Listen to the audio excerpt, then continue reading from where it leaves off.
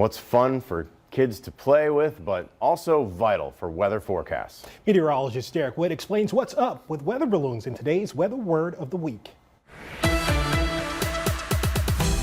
This may surprise you, but weather balloons launched by the National Weather Service are one of the most critical elements in the creation of weather forecasts, and they have been since the 1930s. But it's not the balloon itself, rather it's the instrument package that the balloon carries high into the sky, and that instrument pack is called a radiosonde. A radiosonde consists of 3 sensors that measure temperature, humidity, and pressure as it rises through the sky. It hangs about 100 feet beneath a large balloon filled with hydrogen or helium that lifts it into the air, and it sends back the data to the National Weather Service office from where it was launched via radio signal, hence the name. The radiosonde is tracked with GPS, and that also allows wind direction and speed to be determined at each level of the atmosphere. A radiosonde weighs less than a pound and climbs very quickly at a rate of about 1,000 feet per minute or about 11 miles per hour. It can take the balloon and radiosonde over 2 hours to climb to the top of the atmosphere, and it can drift hundreds of miles downwind from where it was launched. The balloon expands in size as it rises